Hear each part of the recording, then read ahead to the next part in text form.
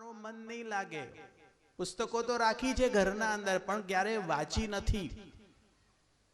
તો પછી મહાપ્રભુજીએ ત્રીજો વિકલ્પ આપ્યો કે તો પછી તું સ્મરણ કરશે. આપણે એના માટે પણ જો ના કહી દઈએ તો મહાપ્રભુજી કહે છે કે મારા પાસે ચોથું વિકલ્પ નથી. 3 જ વિકલ્પ છે. આ પુષ્ટિ માર્ગના અંદર આ વલ્લભ સંપ્રદાયના અંદર આપણે ઘણાઓએ બ્રહ્મ સંબંધ તો લીધું છે. બ્રહ્મ સમન લીધા પછી 5 અવસ્થા. પહેલી અવસ્થાનું નામ છે દાસ, બીજી અવસ્થાનું નામ છે સેવક, ત્રીજી અવસ્થાનું નામ છે પરમ ભગવદીય, ચોથી અવસ્થાનું નામ છે તદીય અને 5મી અવસ્થાનું નામ છે તાદ્રશી. દાસની અવસ્થાથી પ્રારંભ કરીને તાદ્રશીની અવસ્થા સુધી આપણને પહોંચવાનું છે. એડવાન્સ લેવલ, પુષ્ટિ માર્ગનો એડવાન્સ લેવલ. એના અંદર વારંવાર ભાગવતજીનો શ્રવણ, વારંવાર, એક વાર નહીં, જેટલી વાર આનું રસપાન થાય એટલી વાર રસપાન કરીને, કારણ કે એક વારમાં જે છે ને ભાગવતજી આત્મસાત નહીં થશે. એક વાર નહીં, અનેકો વાર. હું તો કહું છું દર વર્ષે વારંવાર એને જે છે ને શ્રવણ કરીએ, રસપાન કરીએ. એ આપણને તાદ્રશી વૈષ્ણવ બનવામાં મદદરૂપ થશે. બ્રહ્મ સંબંધ લીધા પછી પહેલી અવસ્થાનું નામ છે દાસ. હવે તમને આ 5 અવસ્થામાં તમને એ જોવાનું છે કે તમે આ 5 અવસ્થામાં તમે કઈ અવસ્થામાં છો. હું તમને એક એકને નહીં પૂછવા બેસીશ કે તમે કઈ અવસ્થામાં છો, તમે કઈ અવસ્થામાં છો. તમે પોતાના મનથી જ નક્કી કરી લો આ 5 અવસ્થામાં તમે કઈ અવસ્થામાં છો. કારણ કે ભાગવતજીનું શ્રવણ કર્યા પછી, જેમ આપણે કહીએ ને કે શાસ્ત્રીજીએ બહુ શ્રમ લીધો, ખાલી 7 દિવસ નહીં, એના પાછળ ઘણા દિવસ છે, ઘણા કલાકો છે. એને આપણે સાર્થક કરીએ. અને એક મહાપ્રભુજી આપણા ગુરુદેવ, એમને કેટલું પરિશ્રમ લીધું છે આપણા માટે, તો એમના શ્રમને પણ સાર્થક કરીએ. મહાપ્રભુજી શું જોવા માંગે છે કે તમે બધા તાદ્રશી વૈષ્ણવની અવસ્થામાં પહોંચો, પુષ્ટિ માર્ગના હાયર લેવલ સુધી પહોંચો, ભગવદીય બનો, ભક્તિ કરો. અમે બધા તમને પ્રોત્સાહિત કરવા માટે જ. બહુ સુંદર વાત કરી શાસ્ત્રીજીએ કે બ્રાહ્મણનું કામ છે જગતને સંસ્કાર આપવું. બહુ સુંદર વાત કરી. આ વાત મને, કારણ કે ઘણીવાર શું થાય કે આપણે ઘણી બધી વસ્તુઓ સાંભળતા હોઈએ ને, એમાં કોઈ વસ્તુ બહુ સુંદર જે છે ને શ્રવણ કરવાનું મળે આપણને. તો આજની પંક્તિ અમારા માટે છે. મેં શું પ્રેરણા લીધી આ કથાથી, તો આ એક પંક્તિ બહુ સુંદર કહી શાસ્ત્રીજીએ કે બ્રાહ્મણનું કામ છે જગતને સંસ્કાર આપવું. બ્રાહ્મણ જો બરોબર ચાલે તો જગત બરોબર ચાલે, અને જો બ્રાહ્મણ ગડબડ કરે તો એની જવાબદારી બ્રાહ્મણની જ છે. તો અમારી બહુ મોટી જવાબદારી છે આ કલયુગના અંદર, આ કલયુગ નહીં આવવા દેવું તમારા જીવનના અંદર, એની જવાબદારી અમારી છે. અમને કોશિશ કરવાની છે, અમારા ઉપર જવાબદારી લીધી છે. એટલે તો અમે લોકો કહીએ ને કે यदि वल्लभकुलના બાલક જે બાલક વૈષ્ણવને બ્રહ્મ સંબંધ આપે એ વૈષ્ણવને ભગવદીય બનાવવાની જવાબદારી એ જ વલ્લભકુલના બાલકની છે. અને જે વલ્લભકુલના બાલક જે વૈષ્ણવના ઠાકોરજી પુષ્ટ કરે એમના ત્યાં ઠાકોરજી સુખેન બિરાજવા જોઈએ, એ પણ એ વલ્લભકુલના બાલકની જવાબદારી છે. તો એક બહુ મોટી જવાબદારી લઈને અમે લોકો ચાલી રહ્યા છીએ. તો વૈષ્ણવ 5 અવસ્થાની વાત ચાલી રહી છે. પહેલી અવસ્થાનું નામ છે દાસ. જ્યારે બ્રહ્મ સંબંધ લેતાની સાથે જ આપણને આ પહેલી અવસ્થા મળે છે. અને આ દાસની અવસ્થામાં આપણે કેવા હોઈએ? જ્યારે આપણે હોસ્પિટલમાં જઈએ, હોસ્પિટલાઇઝ થઈ જઈએ, અને ત્યારે પહેલા દિવસે જ્યારે આપણે નર્સથી મળીએ તો એનો લોંગ ફેસ હોય. લોંગ ફેસ એટલે કે ગંભીર. પેલી નર્સ જે છે ને જરા પણ સ્માઇલિંગ ફેસ વાળી હોતી નથી. એને આપણે કહીએ સિસ્ટર, ખાલી કેવા માટે સિસ્ટર હોય, પણ એ હસે નહીં જરા પણ. સિસ્ટરની જેમ તો હસવું જોઈએ ને, પણ સિસ્ટરની જેમ હસે નહીં. એને પેશન્ટ સાથે કાંઈ લેવું દેવું નથી. એ પોતાની ડ્યુટી બજાવે છે. આવશે, મોઢું ખોલો, તો આપણે મોઢું ખોલી દઈએ તો સીધો થર્મામીટર નાખી દેશે મોઢામાં. પછી ચેક કરીને કહેશે કે આ દવા લો, દવા આપી દેશે, અને ટક ટક ટક ટક ટક ટક કરીને પાછી વહી જશે. એનું કામ એ જે છે એ પૂરું કરશે. પણ એ પેશન્ટ સાથે જે છે ને ઘર જેવું કોઈ સંબંધ નહીં. એવી રીતે આપણે ત્યાં નોકર ચાકર આવે, 4 દિવસ કામ કરે અને 4 દિવસ પછી કહી દે કે ઉદ્યા મી येणार नाही. ભાઈ મુંબઈના છીએ તો અમે લોકો થોડી મરાઠી તો બોલશું, અને મુંબઈના જ મંદોરથી છે. ઉદ્યા મી येणार नाही, જેમ જ આ લાઈન બોલે એટલે મારા વહુજી ટેન્શનમાં આવી જાય કે ઉદ્યા येणार કાંઈ નાય. તો કહેવાનો તાત્પર્ય એ કે એ નોકરને માલિક સાથે પ્રેમ નથી. ઠીક એવી રીતે દાસની અવસ્થામાં બ્રહ્મ સંબંધી ખરો, પણ એને ઠાકોરજી સાથે જરા પણ પ્રેમ નહીં. કોઈ ઠાકોરજીની સેવા એના માથે આપી દે તો ભાર રૂપ લાગે. એનું મન જરા પણ ઠાકોરજીની સેવામાં લાગે નહીં. એનું મન જરા પણ સત્સંગમાં લાગે નહીં. એનું મન જે છે એ સ્મરણમાં લાગે નહીં. બધું ભારરૂપ થઈ જાય. શું તમારામાં કોઈની આવી સ્થિતિ છે? જો એવી સ્થિતિ હોય, હોઈ શકે છે કે બ્રહ્મ સંબંધ તો લીધા 10 વર્ષ થઈ ગયા, પણ સેવામાં, સત્સંગમાં અને સ્મરણમાં જરા પણ ચિત્ત નથી. જો આવી સ્થિતિ હોય અને અમને કંઈ આવડતું નથી, જેમ જ કોઈ કહી દે કે આજે તું સેવા પહોંચજે, અને આમ કહી દે કે મને તો કંઈ આવડતું નથી સેવામાં, મને તો કંઈ ખબર જ નથી.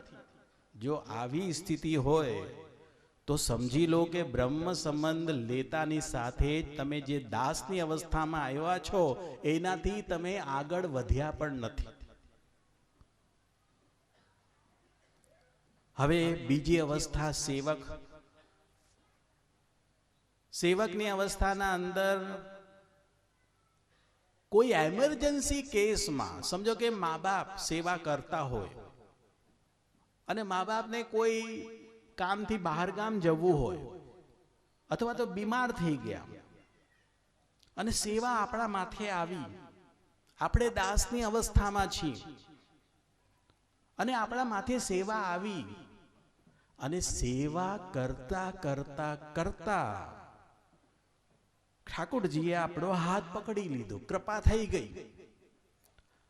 અને જે છે ને આપણી લગની જે છે ને ઠાકોરજીની સેવામાં લાગી ગઈ. ભાગવતજીની કથામાં આવ્યા, 7 દિવસ માટે જ આવ્યા, બધું કામ છોડીને આવ્યા. જરા પણ મન નહોતું ભાગવતજીની કથા શ્રવણ કરવાનો, બિઝી શેડ્યુલ. અને એના અંદર આપણો ટાઈમ સ્પેર કરીને અહીંયા આવીને બેસી ગયા. 7 દિવસની કથા શ્રવણ કરી અને થોડું ભાવનું સંચાર થયું, થોડું પ્રેમ તમારો ઉદ્દીપિત થયું અને જે છે ને તમને પ્રેરણા થઈ, ના ના આ ભાગવતજીની કથા શ્રવણ કરીને, આ બ્રહ્મ સંબંધ લઈને, આ ઠાકોરજીની સેવા કરીને મને કાંઈક તો નિયમ લેવું જોઈએ. મારા ઠાકોરજીને થોડું ટાઈમ મને આપવું જોઈએ. આટલું બધું બધા લોકો ઠાકોરજીની સેવા કરી રહ્યા છે, કથા શ્રવણ કરી રહ્યા છે, તો એમને એમ તો નથી કરી રહ્યા. એ લોકોનો પણ એક લક્ષ્ય છે આગળ વધવાનો. મને લૌકિકમાં તો આગળ વધવું છે, વૈદિકમાં પણ આગળ વધવું છે, એવી રીતે મને અલૌકિકમાં પણ આગળ વધવું છે. હું પણ ભગવાનના લાયક બનું, મને પણ ઠાકોરજી પસંદ કરે, હું પણ ક્વોલિફાઈડ થાઉં ઠાકોરજી માટે. એવી ભાવના જો જાગી જાય અને તમે નિયમથી ઠાકોરજીની સેવા કરવા લાગો, કીર્તન કરવા લાગો, સત્સંગ કરવા લાગો, પાઠ જપ નિયમથી કરવા લાગો અચૂક, તો તમે સમજી લો કે તમે સેવકની અવસ્થામાં છો. ઇમ્પ્રુવમેન્ટ. શાસ્ત્રીજીના અંદર જ ખાલી ઇમ્પ્રુવમેન્ટ નહીં જોઈએ, તમારા અંદર પણ ઇમ્પ્રુવમેન્ટ જોઈએ. ખાલી કથા શ્રવણ નહીં કરો, કથાના સાથે સાથે તમારા અંદર પણ ભાવ ઉદ્દીપિત થવો જોઈએ. રિઝલ્ટ શું આવ્યું? કથા શ્રવણ કરીને, બ્રહ્મ સંબંધની દીક્ષા લઈને, ગુરુ બનાવીને રિઝલ્ટ શું આવ્યું? મારામાં ઇમ્પ્રુવમેન્ટ શું? મેં મારા ઠાકોરજીના લાયક બનવા માટે મેં ટ્રાય શું કરી? મેં શું અલૌકિક પ્લાનિંગ કરી? લાઈફ ટાઈમ સુધી મને લૌકિક અને વૈદિક કામ કરવા નથી, મને અલૌકિક કામ પણ કરવા છે, એને પણ ટાઈમ આપવું પડશે. જો તમે આવું કરવા લાગો તો તમારા અંદર બદલાવ આવ્યું, તમે સેવકની અવસ્થામાં આવી ગયા. હવે સેવકની અવસ્થામાં તમારો નિયમ બની ગયો સેવાનો, સત્સંગનો અને સ્મરણનો. તમારી રુચિ જાગી ગઈ. હવે રુચિ વધવું, જેને કહેવાય ને કે બીજ વાવ્યું તો અંકુર ફૂટ્યા. બરાબર બીજ એટલે કે દાસ ભાવમાં બીજ વાવ્યો ભક્તિનો, અને સેવક બની ગયા એટલે કે અંકુર ફૂટી ગયા. અંકુર ફૂટ્યા પછી વૃક્ષ બનવું. વૃક્ષ બનવું એટલે કે ત્રીજી અવસ્થાનું નામ છે પરમ ભગવદીય. પરમ ભગવદીય વૈષ્ણવ એટલે કે પ્રભુના ભાવરૂપી પ્રદેશમાં અહર્નિશ વિચરણ કરતો રહે, એનું નામ છે પરમ ભગવદીય. પરમ ભગવદીય વૈષ્ણવ એ કે જેના અંદર ઐશ્વર્ય, વીર્ય, યશ, શ્રી, જ્ઞાન અને વૈરાગ્ય, આ 6 ધર્મોમાંથી કોઈ એક ધર્મ અથવા તો 6 ધર્મ ની પ્રાપ્તિ થઈ જાય. અને મહાપ્રભુજી સુબોધનીજીના અંદર આજ્ઞા કરે છે કે ભગવદીયત્વેન સર્વાર્થા પરિસમાપ્તાઃ. અરે વૈષ્ણવ, બ્રહ્મ સંબંધ લીધા પછી યદિ તું પરમ ભગવદીની કક્ષા સુધી પણ પહોંચી ગયો તો મારા હિસાબે તું બહુ સારી અને ઉત્તમ કોટીની કક્ષા સુધી પહોંચી ગયો. આ પરમ ભગવદીય વૈષ્ણવની કક્ષા. એક વૈષ્ણવે હાથ ઊંચું કરીને મને કીધું કે જે આજકલ પરમ ભગવદીયને પ અને ભ કહેવામાં આવે છે, જે એનો અર્થ શું થાય? મેં કીધું કે કાંઈ નહીં, આપણી સેવા શોર્ટ ફોર્મની થઈ ગઈ, આપણું સત્સંગ શોર્ટ ફોર્મનું થઈ ગયું, આપણું સ્મરણ શોર્ટ ફોર્મનું થઈ ગયું. એટલે તમે લોકો પણ જે છે ને પરમ ભગવદી જે ફૂલ ફોર્મમાં લખવામાં આવતું હતું એની જગ્યા શોર્ટ ફોર્મમાં કરી નાખ્યું પ ભ. પછી એક વૈષ્ણવે કીધું કે જે હજી એક આનો અર્થ થાય છે. મેં કીધું શું અર્થ થાય છે? જે પ્રસાદિયા ભગવદી. જેમ જ મને કીધું પ્રસાદિયા ભગવદીએ, મને તરત જ મારા વહુજી યાદ આવી ગયા. એકવાર મારી અને મારી વહુજીની હરીફાઈ થઈ. વહુજીએ કીધું કે આપને ખબર છે, હું આપને ચેલેન્જ આપી શકું છું. મને કે શું ચેલેન્જ આપી શકો છો? આપ વચનામૃત કરીને વૈષ્ણવને ભેગા કરો અને હું પ્રસાદ આપીને વૈષ્ણવને ભેગા કરું. જોઈએ કોણ વૈષ્ણવ વધારે ભેગા કરી શકે છે. આ તાળીઓ શેના માટે છે?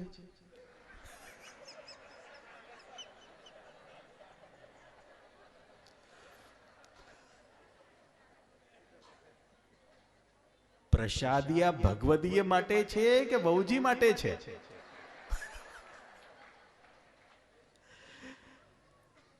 તો પરમ ભગવદીયની કક્ષા એક ઉત્તમ કોટીની કક્ષા છે.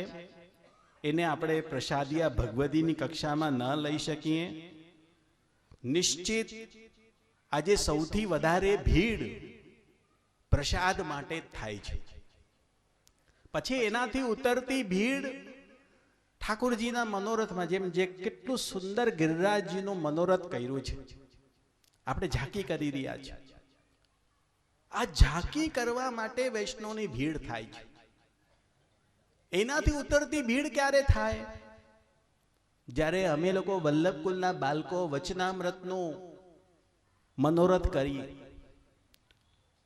અને અમારા ત્યાં જેટલી ભીડ થાય છે એનાથી ઉતરતી ભીડ ક્યાં થાય? કે જ્યારે તમે લોકો બેસીને સત્સંગ કરો ત્યારે. મનોરથીને ત્યાં વસઈમાં અલગ અલગ ક્લાસીસ ચાલે છે. હવે એમાં કેટલી ભીડ થતી હશે તો એ પોતે જ જાણે છે, મને કાંઈ કહેવાની જરૂર નથી. તો કહેવાનો તાત્પર્ય એ કે ત્રીજી અવસ્થાનું નામ છે પરમ ભગવદીય. હવે પરમ ભગવદીય બન્યા પછી સેવા કરતા રહેશો, સત્સંગ કરતા રહેશો અને સ્મરણ કરતા રહેશો તો ચોથી અવસ્થા આવશે. એનું નામ છે તદીય વૈષ્ણવ. તદીય આ બધા શબ્દો છે, ડિગ્રીઝ છે. જેમ બીકોમની ડિગ્રી, સીએની ડિગ્રી, એમ અલગ અલગ ડિગ્રીઝ છે ને. પેલા લોકો બીએ કરે, પછી બીએ પછી એમએ કરે, પછી જે છે ને એમએ પછી ફિલોસોફી કરે, પીએચડી કરે, એ બધી ડિગ્રીઝ છે.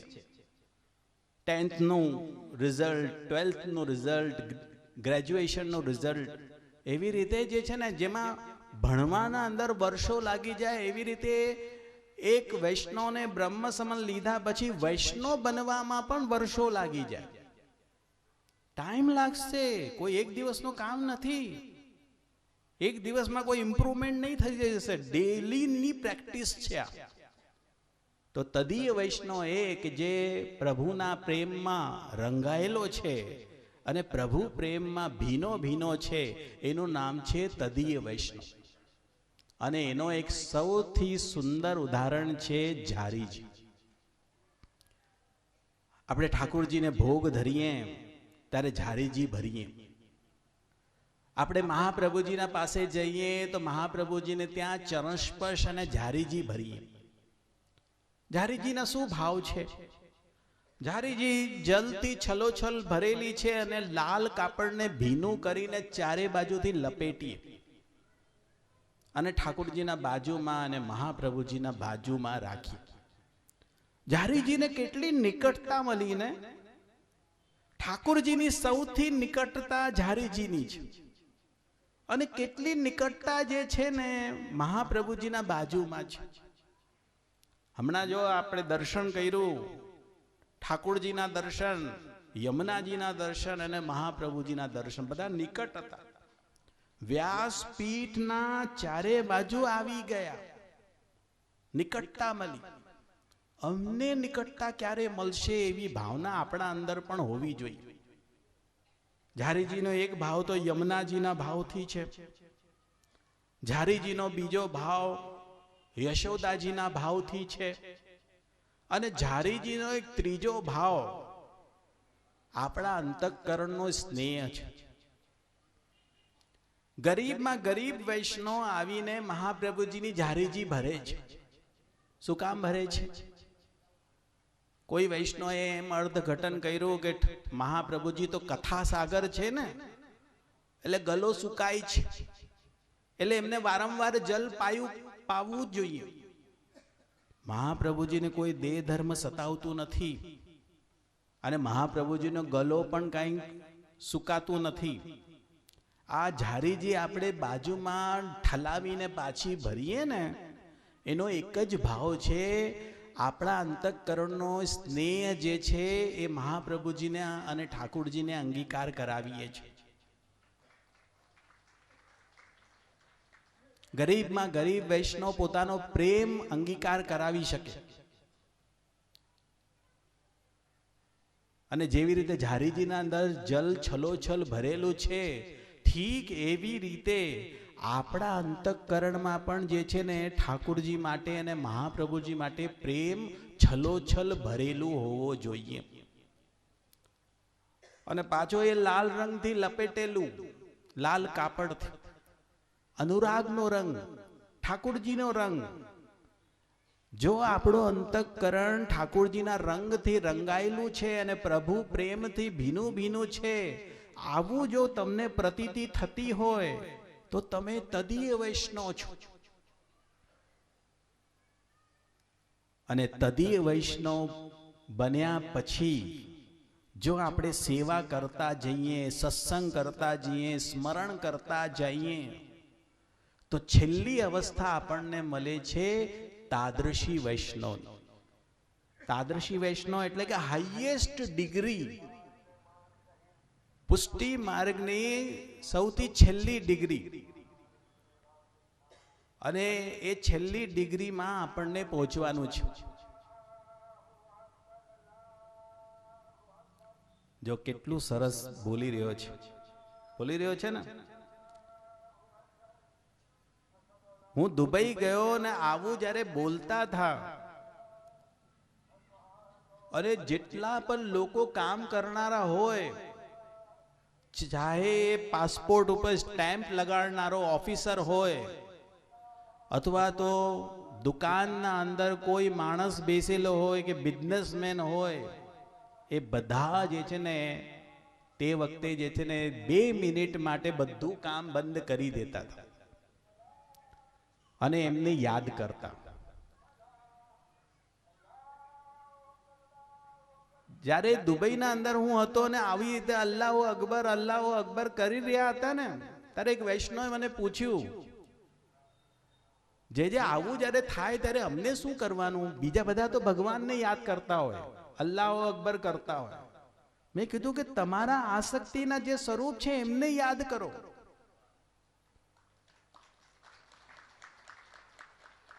આપણા ઠાકોરજીને તો આપણે યાદ કરતા નથી, એ બહાને સહી આપણે ઠાકોરજીને તો યાદ કરીએ. તો તાદ્રશી વૈષ્ણવ એટલે કે અંતિમ દશા, હું બહુ ઠાકોરજી જેવો. એક બાજુ ઠાકોરજીને ઉભા કરી દો અને બીજું તાદ્રશી વૈષ્ણવને ઉભા કરી દો, બંનેમાં કોઈ ફર્ક નહીં. નિત્ય લીલામાં જ્યારે આપણે જશું, આ આપણું લક્ષ્ય છે. બ્રહ્મ સંબંધ જે લીધું છે એનું લક્ષ્ય જ છે નિત્ય લીલા. આપણો લક્ષ્ય સ્વર્ગ નથી, આપણો લક્ષ્ય મોક્ષ નથી, આપણો લક્ષ્ય છે નિત્ય લીલા, ગોલોક ધામ. અને એ ગોલોક ધામમાં આપણને પહોંચવું છે તો તમને ક્વોલિફાઈડ થવું જરૂરી છે અને તમને તાદર્શી વૈષ્ણવ બનવું જરૂરી છે. તાદર્શી વૈષ્ણવ એટલે કે હું બહુ ઠાકોરજી જેવો. આ તાદર્શી વૈષ્ણવ કોઈ દિવસ પણ તમને લૌકિક રૂપમાં દેખાશે નહીં.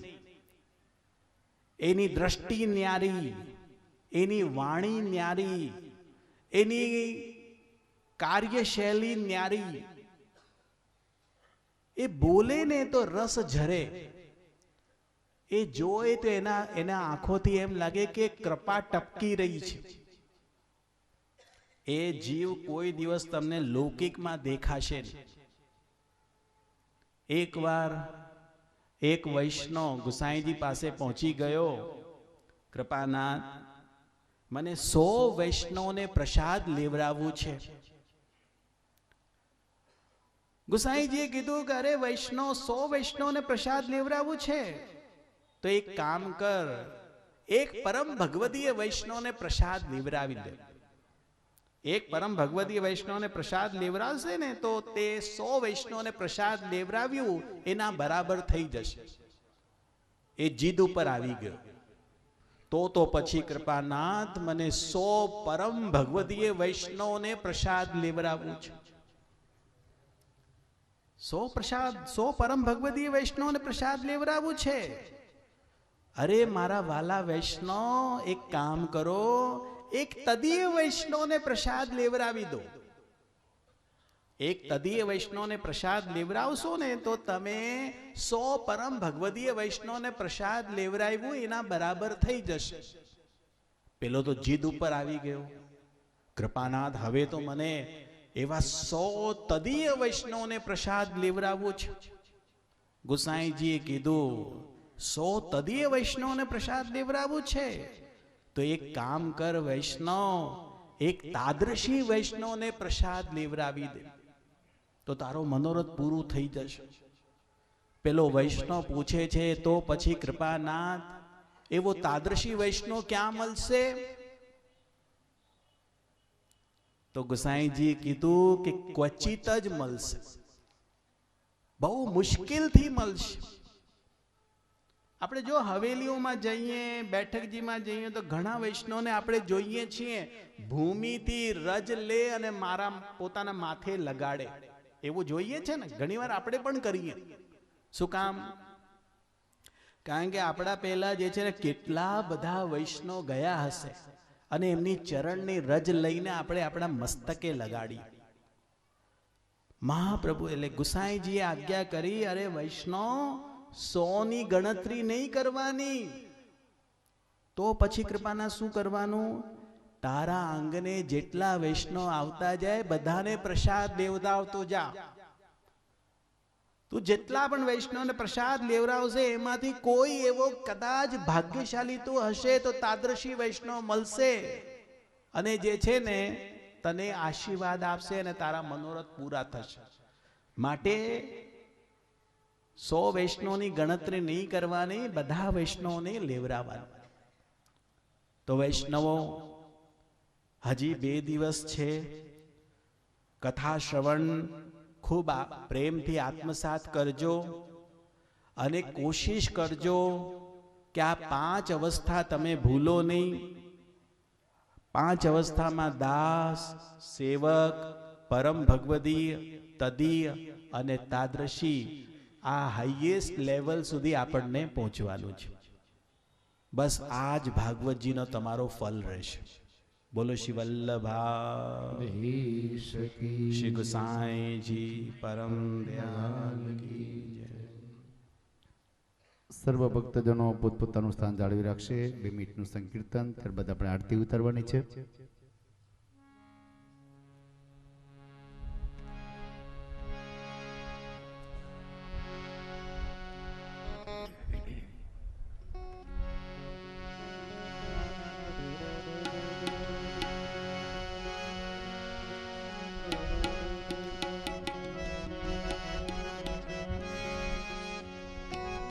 જય રાધારમણ હરિ બોલ, જય રાધારમણ હરિ બોલ.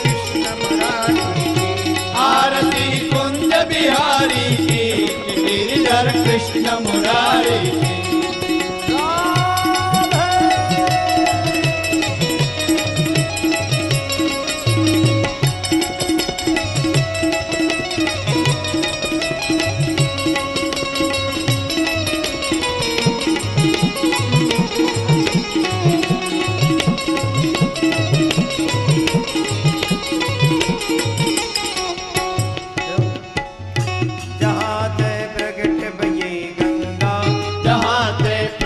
भई गंगा कलश कलिहारिणी गंगा कलश कलिहारिणी गंगा स्मरण ते होत मोह भंगा स्मरण ते होत मोह भंगा स्मरण ते होत मोह भंगा स्मरण ते होत मोह भंगा बसी शिवसी जटा के बीच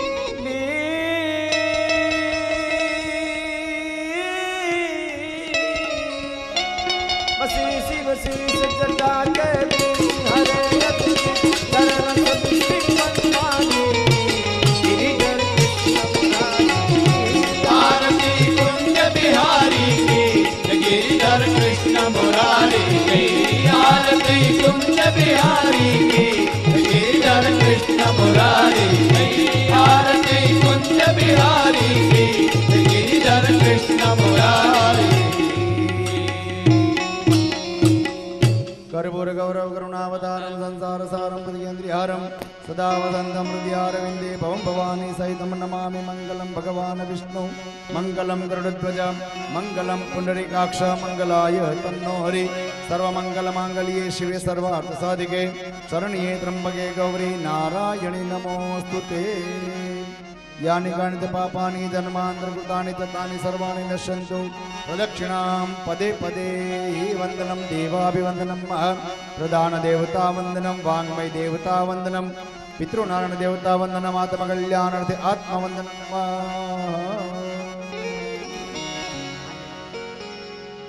બધાને આરતી આપવાની છે પ્રસાદ તો આપેલો જ છે યજમાન પરિવાર ઉપર પ્રદક્ષિણા ફરવા માટે આવશે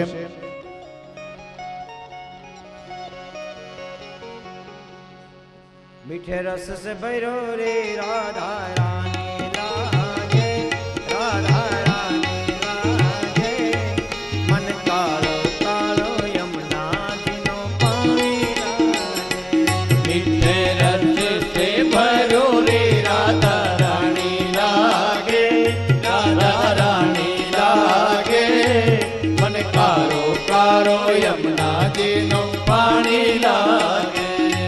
हरे यमुना मैया प्यारी प्यारी राधा गोरी गोरी यमुना मैया कारी कारी राधा गोरी गोरी। हरे वृंदावन में धूम मचावे बरसाने री गोरी वृंदावन में धूम मचावे बरसाने की गोरी। रूप रंग की छबीली राजधानी लागे राजधानी लागे मन कालो कालो यमुना दिनो पानी लागे मीठे रस से भरो रे राधा रानी लागे राधा रानी लागे मन कारो कारो यमुना दिनो पानी लागे। हरे कान्हा नित मुरली में तेरे सुमिरे बारंबारा कान्हा नित मुरली में तेरे सुमरे बारंबार। कोटि रूप धरे मनमोहन प्रभु न पावे पारा कोटि रूप धरे मनमोहन कबू न पावे पारा। धाम राधा झुकी रानी लागे राजधानी लागे मन कालो कालो यमुना दिनो पानी लागे मीठे रस से भयो रे राधा रानी लागे राधा रानी लागे मन कारो कारो यमुना दिनो पानी लागे। और ना भावे मन माखन मिश्री अब ना कोई मिठाई ना भावे मन माखन मिश्री अब ना कोई मिठाई। अरे मारी जी बढ़िया ने भावे राधा नाम मलाई मारी जी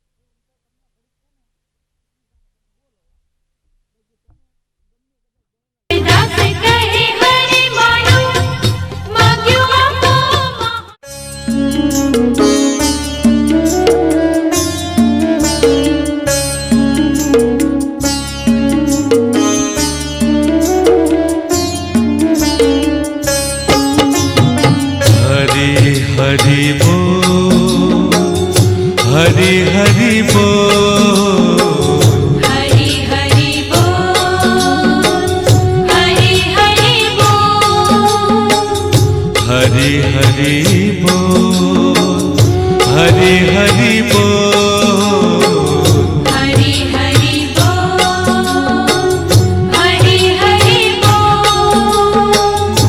मुकुंद माधव गोविंद बोल, मुकुंद माधव गोविंद बोल, मुकुंद माधव गोविंद बोल, मुकुंद माधव गोविंद बोल।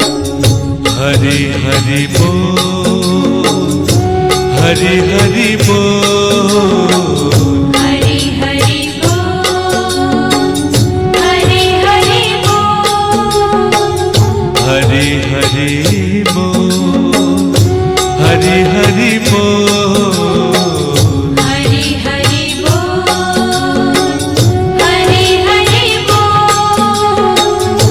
मुकुंद माधव गोविंद बोल, मुकुंद माधव गोविंद बोल, ओ मुकुंद माधव गोविंद बोल, मुकुंद माधव गोविंद बोल।